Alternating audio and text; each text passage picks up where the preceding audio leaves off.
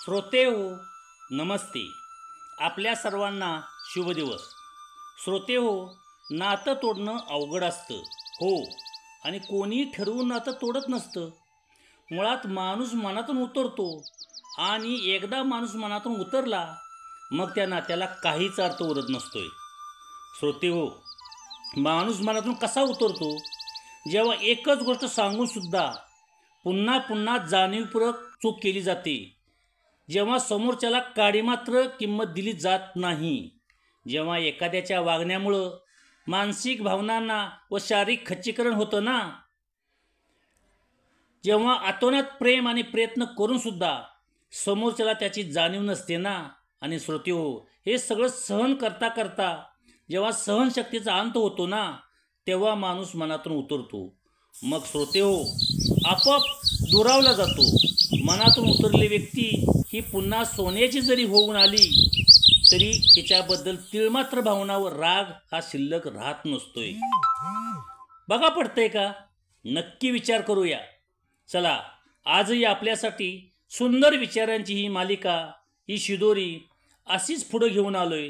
चला, करूया सुरुवात सुंदर विचारांना, सुंदर सुविचारांना. लक्षात ठेवा, ज्या वेळेस मित्र गद्दार होतो तेव्हा सगळ्यात आधी तो गद्दारांच्या मध्ये जाऊन बसतो. लोकांना वाटतं आपण मोठं व्हावं, पण त्यांच्यापेक्षा मोठं व्हावं असं कधीच वाटत नाही.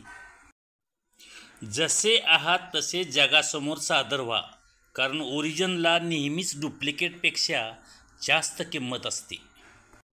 सगळं बदलतं. वेळ, काळ, परिस्थिती आणि पैसा असले नसले की माणुसकी सुद्धा बदलते.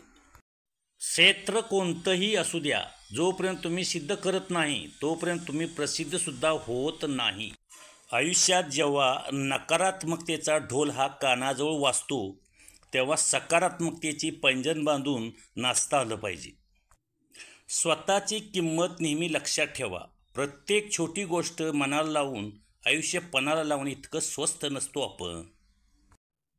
काही लोकांना लांबूनच नमस्कार केलेला चांगला असतो, कारण जवळ जाऊन नमस्कार केला तर पाया पडायची वेळ आणतात. चप्पल कितीही काचेच्या शोरूममध्ये ठेवली तरी तिला ठेवायची पायातच असते. तसेच कोणी कितीही वरून देखावा केला तरी त्यांना ठेवायचं त्यांच्या लायकीतच. दुसऱ्याच्या कुंडल्या काढत बसण्यापेक्षा जरा स्वतः काहीतरी कामधंदा करा, मग दुसऱ्याला नावं ठेवत बसा. जिथं विजय अशक्य असतो तिथं गद्दारांची मदत घेतली जाते.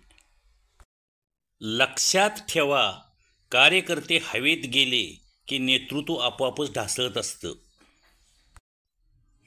आयुष्यामध्ये गद्दार खूप भेटतील, पण गद्दारामध्ये परकी कमी, आपल्या जवळचे जास्त असतात. जोडीदाराचं कायम सोबत असणं सुद्धा बापाच्या अस्तित्वासारखं बळकट असतं. माणसाचा मूर्खपणा नाही तर जास्तीचा हुशारपणा अडचणीत आणत असतो. सतत उपलब्ध राहू नका, नाहीतर लोक तुम्हाला किंमत द्यायला विसरतात. एका वेळेस माणूस बोलून कडवा असावा, पण गोड बोलून भडवेगिरी करणारा नसावा. आयुष्याची परीक्षा देताना पुस्तकांचा नाही तर अनुभवाचा अभ्यास हा उपयोगी पडतो. दुसऱ्याचा हक्क हिसकावून आपल्या पोरासाठी सोयीचं सिंहासन उभारणारे शेवटी त्याच पोराच्या नालायकपणामुळे रस्त्यावर येतात. ज्यांनी तुम्हाला जन्म दिलाय, सांभाळलंय, त्यांना सांभाळण्याची संधी जर तुम्हाला मिळाली तरी तुमचं नशीब समजा, कर्तव्य नाही. मनाच्या आरशामध्ये आपल्या विचारांचे प्रतिबिंब हे सतत दिसत असते. नात्याची नाळ तुटल्यावर पुन्हा ओली तर लहान होते, कारण भावनेची काही मोती त्यातून निसटून गेलेले असतात.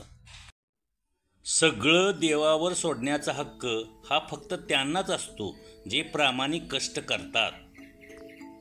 पसंतीने पत्नी मिळू शकते, परंतु आई मात्र पुण्याईनीच मिळते. म्हणून पसंतीने मिळणाऱ्या पत्नीसाठी आईचा त्याग करू नका.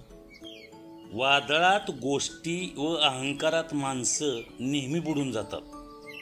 कुणाच्या दारात किती वेळ थांबायचं हे ज्याचं त्यानं ठरवायचं असतं. काही दरवाजे अगदी अलगदपणे ढकलले तरी उघडतात आणि काही दारावर आपण डोकं जरी फोडलं तरीसुद्धा आतून साधी दादही येत नाही. असे दरवाजे ओळखायला शिका. स्वतःमध्ये थोडा जरी स्वाभिमान असणं हे गरजेचं आहे. नाहीतर लोक तिथे पण तुमचा आवाज दाबतात. तिथं तुमचा अधिकार असतो. धन्यवाद. Please like, share, subscribe and comment. Thank you.